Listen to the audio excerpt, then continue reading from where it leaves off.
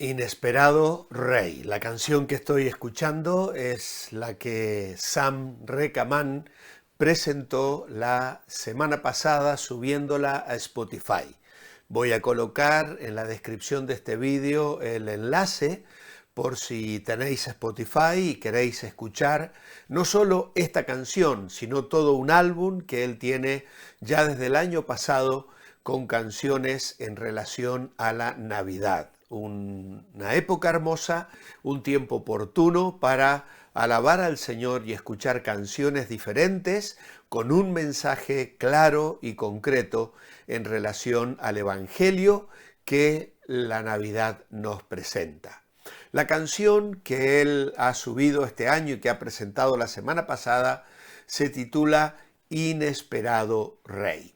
Y yo voy a usar la letra de esta canción para dejar de lado el Evangelio de Marcos, tanto hoy jueves como mañana viernes, y centrarnos en la Navidad que vamos a celebrar el sábado y el domingo también en la iglesia. El sábado seguramente en nuestras casas, adorando y alabando al Señor, y luego también el domingo reuniéndonos como pueblo de Dios para gozarnos en este hecho trascendente y extraordinario, que es lo que aconteció en Belén. El Hijo de Dios se hace hombre, entra en la esfera humana.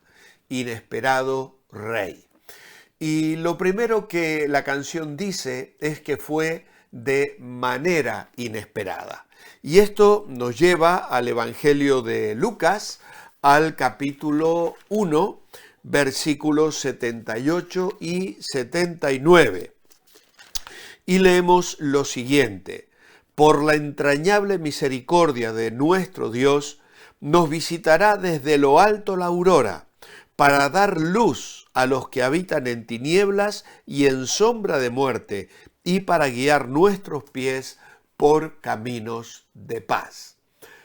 De manera inesperada, dice la canción, y alejada de los focos, la luz de Dios llegaba al mundo y lo vieron solo unos pocos.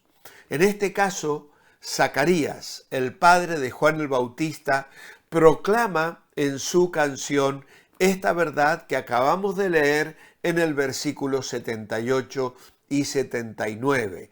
Por la entrañable misericordia de nuestro Dios, con que nos visitó desde lo alto la aurora, para dar luz a los que habitan en tinieblas y en sombra de muerte, para encaminar nuestros pies por camino de paz. Una dirección apropiada para emprender una nueva vida, pues el Evangelio de la Salvación nos presenta una luz clarísima a fin de que podamos orientar nuestros pasos en la dirección correcta. Nos dice también, nos visitó desde lo alto la aurora, o también un amanecer del sol desde lo alto. Ahora notemos que el sol amanece en el horizonte, pero lo hace desde lo bajo. Pero este sol de justicia que trae en sus alas salvación viene de lo alto, del cenit mismo del cielo. ¿Por qué? Porque Cristo es el sol de justicia y el lucero de la mañana, tal cual proclama Malaquías y lo hace también Pedro en su segunda carta, capítulo 1. No tenemos por qué andar en la oscuridad del paganismo, ni a la luz de los tipos y figuras del Antiguo Testamento, sino a plena luz del día del Evangelio. Con Juan el Bautista comenzó a amanecer el Evangelio. Es como la luz de la aurora, dice Proverbios, que va en aumento hasta que el día es perfecto. Proverbios capítulo 4. En efecto, el Evangelio como la luz descubre para que brille la luz sobre los que están asentados en tinieblas, decía Zacarías. Y luego Pablo diría más tarde, es para iluminación del conocimiento de la gloria de Dios en la faz de Jesucristo. La luz del Evangelio de Cristo resplandece y quita todo aquello que enceguecía nuestra visión. Pero no solo es una luz que descubre, es una luz que reaviva, porque nos hallábamos en sombra de muerte. Y esa luz llega precisamente a los que están presos en la cárcel, condenados a una muerte perpetua por sus pecados. Este anuncio de las buenas nuevas del perdón ofrece la oportunidad de pasar de muerte a vida, dijo el Señor Jesús en Juan, y lo habría de repetir en el capítulo 3, versículo 14 de su primera carta, el apóstol Juan. Una luz que resplandece, una luz agradable, una luz que ofrece salvación y vida a los que están en la oscuridad del pecado. Pero no solo es una luz que alumbra, sino también que dirige para guiar nuestros pies por un camino de paz, dice Zacarías, Lucas 1, versículo 79. Como dice el Salmo 119, versículo 5, 105, lámpara es a mis pies tu palabra y lumbrera a mi camino. Es decir, nos conduce al punto en que podemos hacer las paces con Dios. Es un camino que no habríamos podido hallar si Dios mismo no nos hubiera buscado. Y por eso, como Pablo, podemos decir, justificados pues por la fe, tenemos paz para con Dios.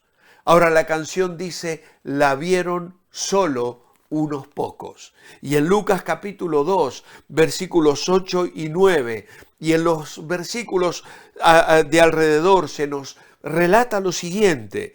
En la misma región había pastores que pasaban la noche en el campo vigilando a sus rebaños. De pronto se les presentó un ángel del Señor, y el resplandor de su gloria los envolvió completamente, y quedaron sobrecogidos de temor. Pero el ángel les dijo, no temáis, porque vengo a traeros una buena noticia, que será causa de gran alegría para todo el pueblo. Os ha nacido hoy en la ciudad de David un Salvador, que es el Cristo. Esto os servirá de señal. Hallaréis al niño envuelto en pañales, acostado en un pesebre. Aquellos pastores en el campo, mientras hacían su trabajo, mientras estaban ocupados en los habituales quehaceres de su oficio, reciben de parte de Dios una visita celestial. Dios pone en ellos su mirada para enviarles un gran mensaje. No temáis. Era un mensaje de misericordia, no era un mensaje de ira ni de castigo. El Salvador ha nacido. Y es una noticia de tal gozo que lo mejor que podéis hacer es anunciarlo a todos. El gozo es para todo el pueblo. Hallaréis al niño envuelto en pañales y acostado en un pesebre. Eso era el mensaje en cuanto a un lugar. Pero más adelante encontramos que la canción de Sam nos refiere a un tiempo adecuado, un tiempo también inesperado. Y eso es lo que la canción dice, en un tiempo inesperado, pero en el momento exacto. La voz de Dios sonó en el mundo y los expertos no escucharon. Y quiero llevaros a Gálatas, capítulo 4, versículos 4 y 5, donde dice, pero cuando se cumplió el tiempo señalado, Dios envió a su Hijo, nacido de mujer y nacido bajo la ley, para redimir a los que estaban bajo la ley, a fin de que recibiéramos la adopción de hijos. La expresión el cumplimiento del tiempo se refiere a aquel tiempo en el cual el mundo providencialmente estaba listo para el nacimiento del Salvador.